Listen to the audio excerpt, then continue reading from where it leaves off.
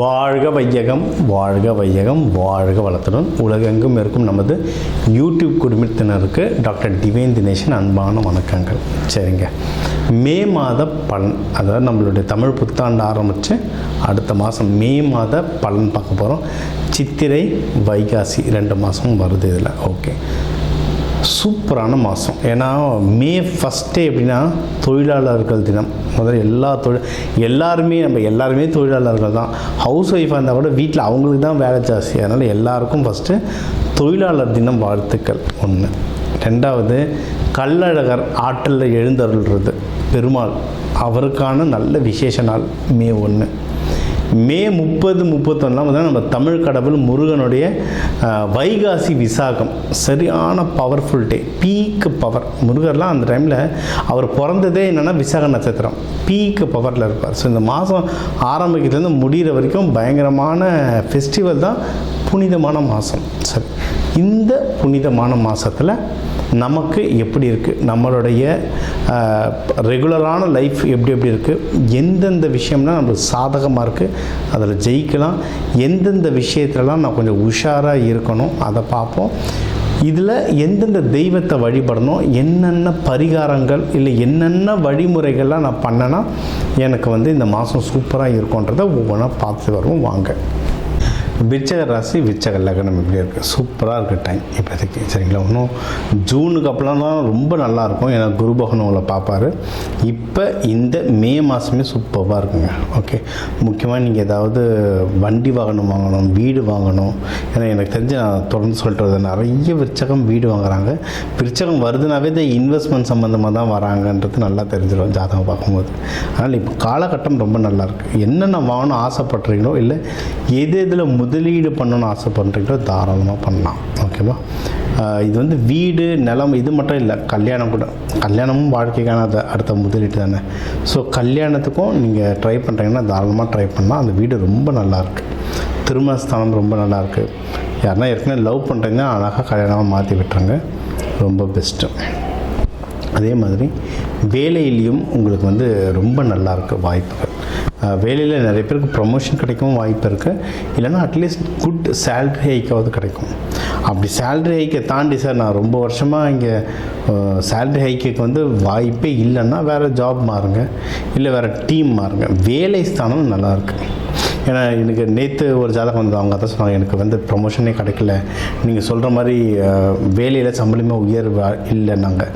எத்தனை வருஷமாம்மா வேலை செய்கிறீங்கன்னா, நான் ஒரு இடத்துல 8 வருஷமாக செஞ்சேன், போன வருஷம் தான் நான் வேறு புது வேலைக்கு மாறினேன்னாங்க.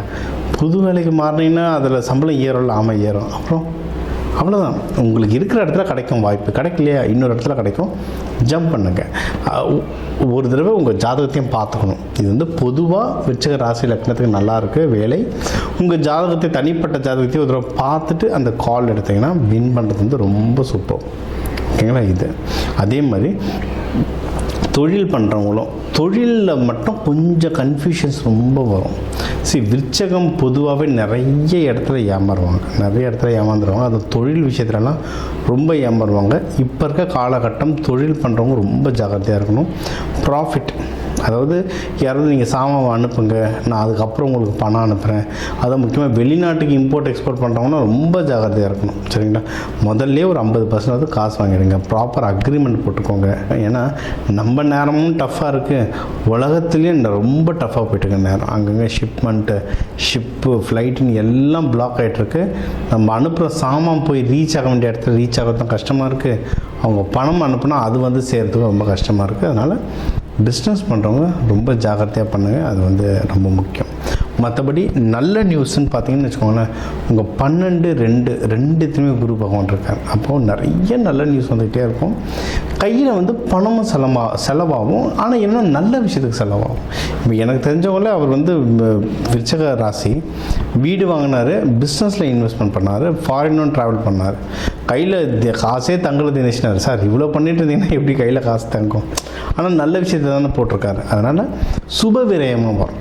நீங்கள் அந்த காசை எடுத்துகிட்டு நீங்கள் கரெக்டாக போட்டுட்டிங்கன்னா, கரெக்டான விஷயத்தில் போட்டிங்கன்னா சுப விரயம், பண்ணாமே பத்திரமா வச்சுட்டு இருந்தீங்கன்னா அது வேறு எதுலையாவது கஷ்டமாக போயிடும். ஸோ அதனால் நல்ல வளர்கிற இன்வெஸ்ட்மெண்ட்டாக அதில் பார்த்து போட்டிங்கன்னா சூப்பர். ஓகே, இதெல்லாம் வந்து ஜாகிரதையாக இருக்கணும்னா மனசில் தான் ரொம்ப ஜாகிரதை. ஏன்னா ரொம்ப குழப்பம் வரும். 5ஆம் வீட்டிலலாம் சனி பகவான் இருக்கிறதுனால ரொம்ப குழப்பம் வரும் மனசில். முடிஞ்ச அளவுக்கு நல்ல மெடிடேஷன் பண்ணுங்கள், நல்ல யோகா பண்ணுங்கள். இல்லை உங்களுடைய கடவுள் அப்படின்னா முருகர் தான். முருகர் வள்ளி தேவானியோட. அப்படி இல்லைன்னா நீங்கள் வந்து துர்க்கை அம்மாவையும் வழிபடலாம். பால் குடம் எடுக்கிறது, ஒன்று தியானம் பண்ணுறது ரொம்ப ஹை லெவல். எல்லாராலையும் உட்கார முடியாது, தியானத்தில் ரொம்ப நேரம் உட்கார முடியாது. அப்போனா நீங்கள் வந்து பால் குடம் எடுக்கிறது, நிறைய பேர் அழகு குத்துவாங்க. உங்கள் வயசுக்கும் உங்கள் உடலுக்கும் எது ஏற்றதோ அந்த மாதிரியான ஆக்டிவிட்டீஸ் பண்ணுறாங்க. அப்படி எதுவுமே இல்லைன்னா பரவாயில்ல, இது பண்ண ஆரம்பிச்சிருங்க, பிரதர்ஷனம் பண்ண ஆரம்பிச்சிருங்க. கோவில் வந்து ஒரு 3 சுற்றுக்கு பதில் 10 சுற்று, தினமும் 10 சுற்றுன்னு சுற்றுங்க. அந்த மாதிரி பிரதட்சணம் பண்ணுங்க. ஆக்டிவிட்டி பண்ண பண்ண பண்ண உடலும் மனசும் ஒன்றிணையும். இணைய நீங்கள் வந்து வாழ்க்கையில் ஒரு நல்லா முன்னேறுவீங்க. சரிங்களா? இதுக்கு தெய்வ வழிபாடு அப்படின்னு நீங்கள் பார்த்தீங்கன்னா முருகர், துர்க்கை, செவ்வாய்க்கிழமை செவ்வாய் ஹோரையில் வழிபாடு பண்ணுறது நல்லது. நீங்கள் வந்து கோவில்களுக்கு நல்லெண்ணெய் வாங்கி தந்தால் நல்லது. அதாவது இது வந்து நீர் ராசி, ஆனால் செவ்வாய் வீடு. ஸோ நீங்கள் வந்து நீர் கலந்த நெருப்பின எண்ணெய்ன்னு சொல்லலாம். ஸோ நீங்கள் வந்து முடிஞ்ச அளவுக்கு நல்லெண்ணெய் நீங்கள் வாங்கி கொடுக்க உங்கள் பேர்லேயும் உங்கள் குடும்பத்தின் பேர்லேயும் கோவில்களில் விளக்கு எரிய உங்கள் வாழ்க்கையும் அதே மாதிரி சுடர் விட்டு நல்லபடியாக எரியும். இப்போ வந்து உங்கள் ராசிக்கு வந்து முக்கியமான தகவல் எல்லாமே பார்த்தோம். என்னென்ன ஓவராலாக எப்படி இருக்கும், பணம் எப்படி வரும், கடன் வாங்கலாமா வாங்கக்கூடாதா, வேலையில் முன்னேற்றம் எப்படி இருக்கும், தொழில் முன்னேற்றம் எப்படி இருக்கும், யாருக்கு கல்யாணம் நடக்கும் நடக்காது, என்ன பண்ணால் கல்யாணம் நடக்கும், மகப்பேறு பற்றி, உடல்நிலை, இந்த கோர்ட்டு கேஸு, சண்டை சச்சரவு, எல்லாம் ஒரு வாழ்க்கையில் வர முக்கியமான பிரச்சனைகள், முக்கியமான விஷயங்கள் எல்லாத்தையும் பார்த்துட்டோம். இப்போ நம்ம உலகத்தில் பார்த்திங்கன்னா ஒரு 12 கோடி தமிழர்களாவது இருப்பாங்க. ஒரு ராசி ஒரு கோடின்னு எடுத்தாலும் அவ்வளோ பேருக்கும் நம்ம வந்து பொது பலன்னு சொல்லியிருக்கோம். கைரேகை மாதிரி ஒவ்வொருத்தருக்கும் அவங்களுடைய சார்ட், ஜோதிடம் வந்து அவங்களுக்கு மாறும். சரிங்களா? இப்போ நம்ம பொது பலன் சொல்லியிருக்கோம். இதில் உங்களுக்கு எது மேட்ச் ஆகுதோ, இல்லைன்னா உங்களுக்கு வந்து வீட்டில் ஒரு முக்கியமான விஷயம், சார் கல்யாணம் நடக்க போகுது, இல்லை இப்போ நிறைய பேர் இந்த ஐவிக்கு வருவாங்க. ஐவி டெஸ்டிங்க்கு நாங்கள் எப்போ டாக்டரை பார்க்கலாம், எந்த நேரத்தில் பண்ணிக்கிட்டால் நல்லதுன்ட்டு அந்த மருத்துவ ஜோதிடம் பார்க்க வருவாங்க. இந்த மாதிரி முக்கியமான விஷயங்கள் ஏதோ இருக்குது, வீடு வாங்க போகிறேன், டிராக்டர் வாங்க போகிறேன், அந்த மாதிரி முக்கியமான விஷயம் இருக்கலாம், என் நம்பர் இருக்குது, கன்சல்ட்டிங் எடுத்துக்கோங்க. அதை வந்து கிளியராக பார்த்து சொல்லலாம். இப்போ இது கூடவே நம்ம வந்து நடுவில் நிறைய ராசிகளுக்கு இப்படி சொன்னோம். தெய்வ வழிபாடும் ஒன்று, கூடவே நம்ம சில தானியங்கள் சொன்னோம். இந்த ராசிக்காரங்க இந்த தானியம் கையில் வச்சுக்கோங்க, அது ஒரு பவர் ஏறும்னு. அதே மாதிரி நம்ம வாழ்க்கையில் வர சில பிரச்சனைகளுக்கு ஏற்ற மாதிரி தானியங்கள் இருக்குது. சரி, 100கணக்கான தானியங்கள் இருக்குங்க. நம்ம வீட்டில் இருக்க சமையல் அறையில் இருக்கிற தானியத்தை எடுத்து ஒழுங்காக யூஸ் பண்ணாலே வாழ்க்கையில் நிறைய பிரச்சனை நம்மளுக்கு சால்வ் ஆகும். சரிங்களா? பண்ண மாட்டோம், அவ்வளோதான் ஒன்று. இப்போ சனி பயிற்சிகளாக நீங்கள் வந்து நல்லெண்ணெய் தேய்ச்சி குளிக்கிறது அவ்வளோ இப்போ நல்லெண்ணெய் தேய்ச்சி குளிக்கிறதுனா ஏதாவது கோவிலுக்கு பஸ் ஏறி போகணுமா, யாருக்காவது ஹோமத்துக்கு காசு கொடுக்கணுமா? இல்லை, வீட்டில் நல்லெண்ணெய் எப்படியும் இருக்கும். எல்லா தமிழர்கள் வீட்லேயும் எப்படியும் நல்லெண்ணெய் இருக்கும். அது தேய்ச்சி குளிக்கிறதுல என்ன ஆக போகுது? இந்த மாதிரி சிம்பிளான பரிகாரங்கள் நிறைய இருக்குது.